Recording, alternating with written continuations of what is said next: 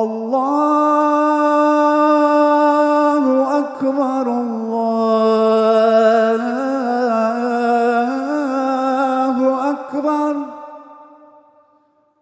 لا إله إلا الله.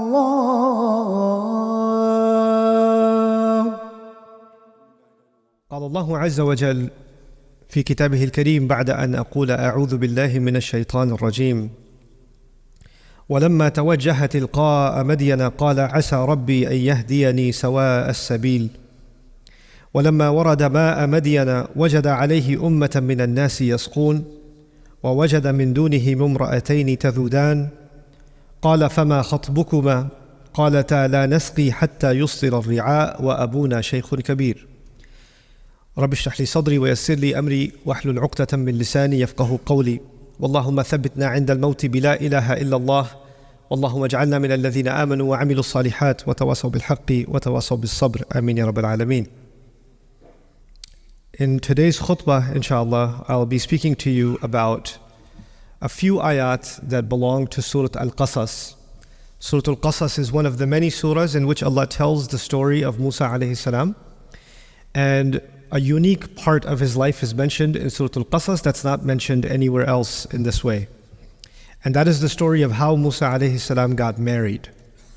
Now, there is no other prophet in the Quran about whom we get the story of how they got married, except Musa alayhi salam. That's it. It's the only prophet.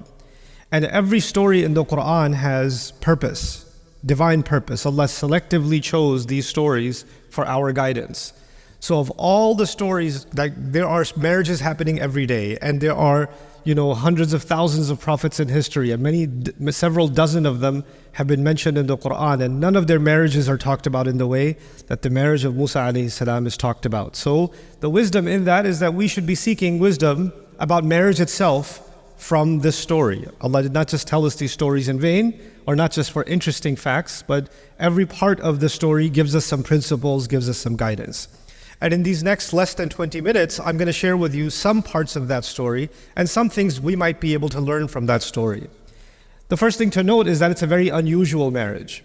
What makes it unusual? Musa alayhi salam accidentally, he was trying to stop a police officer from hurting someone, and he got in the middle of the fight and he threw a punch a little too hard, and the police officer died. And I'm fast forwarding, now he is wanted for murder in Egypt. So he's considered a criminal, and the order given to the police is shoot on sight. They're not interested in arresting Musa alayhi salam. They are going to, if they find him, they will kill him and ask questions later. So that's the idea. Now, knowing that, one of his friends told him, in the Quran we learned this, إِنَّ الْمَلَأَ يَأْتَمِرُونَ بِكَ لِيَقْتُلُوكَ, in the same surah, Surah Al-Qasas, that the police chiefs have already made a secret plan to kill you. So don't turn yourself in to the police, because the police have decided there's not going to be a trial. You're not going to court. You're not going to jail. You're going to be killed. They will kill you. So he runs away. فَخَرَجَ مِنْهَا خَائِفًا يَتَرَقَّبْ. He runs away from Egypt. He runs away from Egypt into the desert. And in the desert, there are no roads. There's no way you know where you're going. But Allah guided him, and Allah says, وَلَمَّا تَوَجَّهَ تِلْقَاءَ مَدْيَنَ, when his face turned exactly in the direction of Madian, قَالَ عَسَى رَبِّي أَن يَهْدِيَنِي سَوَاءَ السَّبِيلِ, he said, maybe, hopefully, my Rabb will guide me to the most straight path. And he doesn't even know that he's facing Madian. Madian is many, many, many days of, maybe weeks of travel away. But he just turned his face in a certain direction, and Allah just put in his heart to make this dua, and he went in that direction. Now you know something about the desert. If you go 1 degree off, you might end up making a giant circle. You end up where you started. You will have no idea if you're going the right way or not. And yet somehow he finally reaches, and Allah describes, وَلَمَّا وَرَدَ مَاءَ مَدْيَنَ. So what the background that I want to emphasize is that Musa alayhi salam is number one wanted criminal right now in Egypt. And if you find him, you better tell the authorities. So he escaped the world's biggest superpower right now. 2, he's homeless. He has no job, he has no money, he has no other food, nothing. And he reaches this lake near Madian, and he finally finds a rock or a tree, and he sits under the tree to relax. And when he relaxes, he sees people are bringing their sheep and their goats and their cows, and they're giving their animals water from obviously it's the desert, so very few places that have water, they're going to bring their animals to give them water. And he's watching this scene. So he says, Allah Azza wa Jalla describes, وَلَمَّا وَرَدَ مَاءَ مَدْيَنَ وَجَدَ عَلَيْهِ أُمَّةً مِّنَ النَّاسِ يَسْقُونَ. When he reached the waters of Madian, he saw a group of people, they were giving their animals water. And then he says, وَوَجَدَ مِن دُونِهِمْ إِمْرَأَتَيْنِ تَذُودَانِ. He saw two women far away, and they were pulling on their animals. Their animals want to drink, and the girls are not letting them drink. So all the men are giving their animals food, drinking, and the two women are pulling their animals back, but the goat wants to drink and is fighting with the two girls. So he leaves the shade and he went up to them and said, "Ma khatbukuma? What's wrong with both of you? What's your story? Why are you doing this?" And so they were tough and they responded to him. They said, "La nasqi hatta yustir ar-ri'a." We're not going to give our animals water until all the other men and all their animals are done. We don't go down there and we don't want to be alongside these other men. What is Allah telling us? Those men were not very respectful towards women. And if they go down there, they will be inappropriate and they will behave badly towards them. They will harass them. They will, say things to them, behave a certain way. They're protecting themselves by keeping themselves back until those men are done, because they don't know how to be around women. Now Allah Azza wa Jalla is telling us a story about women that are living in a situation where it's very difficult for them to earn a living. They basically work in a farm, they take care of animals, but they live in a society that doesn't respect women. And it's harder for them to make the living than it is for the men. They have to do twice, 3 times the work because they have to hold the animals back. Musa alayhi salam sees this whole scene, he grabs the animals and he gets them food. He gets them to drink. And then he brings the animals back. فَسَقَى لَهُمَا ثُمَّ تَوَلَّى إِلَى الظِّلِّ. So he gave both of those girls' animals the drink, brought them back, and then he went back and sat down in the shade. And he says, قَالَ رَبِّ إِنِّي لِمَا أَنزَلْتَ إِلَيَّ مِنْ رَبِّي فَقِيرٌ. Right? So he says, رَبِّ إِنِّي لِمَا أَنزَلْتَ إِلَيَّ مِنْ خَيْرٍ فَقِيرٌ rather. He says, Ya Allah, whatever good you send my way, I'm faqir. I need it. The word faqir means 2 things. Faqir means someone who's bankrupt, someone who has nothing. Faqr also means when your back is broken. If somebody put so much pressure on your back that your back snapped, that means completely helpless. And what is Musa alayhi salam asking Allah? He's telling Allah, Ya Allah, I have no food, I have no money, I have no job, I have no safety, I have nothing. So whatever you give me, I will take it. I will not be picky. I will not say, well, yes, you gave me this water, but I really like apple juice, so I'll wait until I get some apple. He's not going to have this kind of attitude. Whatever Allah gives, in Arabic they say, Ar-Rashi radiya bima rakib. The one who is walking, he'll be happy with any ride. If you're walking 30, 50, 70, 100 kilometers and somebody offers you a bicycle, you're not saying, no, you have a BMW, we should talk. I don't want your bicycle. Whatever you get, you'll take it. So he says, Ya Allah, whatever khair you bring to me, I will take it. But the other meaning of this is also important. Musa alayhi salam felt guilty because he did kill someone and he did escape. And he knows a principle that we learn in the Quran, in al-hasanat yudhibna sayyi'at. Good deeds get rid of bad deeds. So whatever other opportunity to do something good you give me, I will take that opportunity also. Meaning he just saw these 2 girls that needed help, he just did some khair. And he came back and he sat down, and now he's asking, Ya Allah, if there's any other volunteer opportunity, anybody else I can help, let me know, I need the good deeds. So, Rabbi inni lima anzalta ilayya min khairin faqir. From this we also learn, and if you think about this, that every opportunity to help someone, because of the words anzalta ilayya, any opportunity to help someone was revealed by Allah. In my life and in your life. If somebody came in your life and you could have helped them, that was actually something revealed by Allah, sent down from the skies as an opportunity for you and me. And Allah is telling us, if someone like Musa alayhi salam is faqir, then you and I are definitely more faqir for any good deed. The other thing here, that when he makes this dua, I want you to go back to what he said when he first left Egypt. He said, hopefully Allah will guide me sawa as-sabil. Asa an yahdiyani rabbi sawa as-sabil. Maybe Allah will guide me to the straightest possible path. And what's beautiful is the straightest possible path led him to get married. Like Allah is actually even describing the merits and the beauty of getting married in the story in this strange way. But anyway, so he helps these girls and he's sitting in the shade. These girls go back home because they only came to the lake to feed their animals. So they go back home, but they go back home early because usually they wait for all the men to finish and then they go back home. Now they show up home 5 hours early. And their old father, who cannot work anymore, he says, basically, the Quran doesn't tell us, you can assume logically, why are you home early? What happened? And they say, well, there was this man, he was very strong, he just took our animals, and these girls, they deal with men outside all the time. So when they talk about Musa alayhi salam, they're telling their father, this was not like other men. His behavior was different. He was not looking at us the way other men look at us. He wasn't talking to us like other men talk to us. He didn't help us and he followed us home or he was staring, nothing. He just went back under the shade and he just disappeared.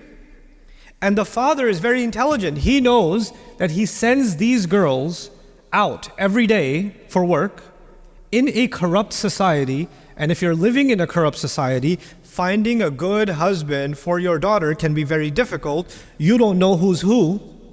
Everybody's bad out there. And you want to find a good match for your daughter. So even when he hears this description from his daughters, he realizes this is a good man. In his head, he's already got a plan. And the father understands his daughter. So the way she's talking about him, he can tell she liked his character also. So what does he do? He sends one of them back to get him. Now, if I'm a father and I have 2 daughters, and I'm going to go get a man, it's safer to send 2 daughters. Doesn't it make sense? Send both girls. But we find in the Quran, فَجَاءَتْ إِحْدَاهُمَا تَمْشِي عَلَى اسْتِحْيَاءٍ. He said one of them, and she came walking shyly. She's shy because she's alone and she's nervous. Perhaps she's also shy because her father sent something, she kind of likes him. And it's a final test for her. He already puts tawakkul in Allah when he puts her outside every day. So he's already in this situation. He trusts his daughter. So he sends her out and he says, bring this man. فَجَاءَتْ إِحْدَاهُمَا تَمْشِي عَلَى اسْتِحْيَاءٍ. Now when Musa alayhi salam sees this girl again, he's like, what do you want? You need more help? Why are you here? So she feels shy and she says, Inna abi yad'uka. So she makes sure he understands, no, I'm not interested. My father is calling you. Inna abi yad'uka. لِيَجْزِيَكَ أَجْرَ مَا سَقَيْتَ لَنَا. So he can pay you for what you gave us, for the help you gave us. He wants to pay you. Now the simple question is, did Musa alayhi salam do this for the sake of Allah? Or did he do this to make money? He did it as an act of ibadah. That's what he did. His niyyah was for Allah. But this woman comes and says, my father wants to pay you for your work. Musa alayhi salam could just turn around and say, Jazakillahu khairan, but I did that fi sabilillah. I don't want anything from this dunya. Thank you so much. I'm going to go back and make dua to Allah. Because I did it for the niyyah of ibadah. That's it. But Musa alayhi salam says, sure, let's go get paid. They go. So why did he accept it? Why? Because Allah is teaching us how to understand dua. When Musa alayhi salam said to Allah, Ya Allah, whatever good you send my way, my back is broken, I will not be picky. And when this woman comes and says, my father would like to pay you, he understands Allah just answered his dua. He doesn't need to be more picky. He doesn't need to be more Islamic than Islam. I'm not saying this is for the sake of Allah, I don't want anything dunya. Yes, I need dunya, I just asked Allah for some dunya. So he goes. And when he feeds, when he goes to the father, he tells the father asks him, what are you doing here, young man? I've never seen you before. They have a conversation. And the 2 girls are also listening from the side. And he says, فَلَمَّا جَاءَهُ وَقَصَّ عَلَيْهِ الْقَصَصِ. When he came to him, he told him the whole story. What's the whole story? I was born in Egypt. I was raised in the palace. I accidentally killed someone. I'm wanted for murder. I escaped the country. I'm a fugitive. I'm an illegal alien. I don't have a visa here. I don't have any citizenship here. I have no job here. I have no money. I am bankrupt. And here I am. So now the father knows that this young man, he's a good guy. He's a good young man. He's honest. But the world's biggest military wants to kill him, and he's homeless, and he's bankrupt, and all of this, and the girl calls the father. The girl says, Ya abati istajirhu. Dad, I love you, give him a job. Dad, give him the girl says to the father, give him a job. The father understood, if he gives him a job, there are 2 young girls in the house and this young man in the house. You can't give him a job, this doesn't work. So she is speaking kinaya, she's speaking indirectly, give him a job means, can you marry me to him? I know other men outside, they're not good like this man. I like this man, I like him enough, I trust him enough that he can work in this house. Remember, they don't even trust men enough that they can go to the same lake. Remember that?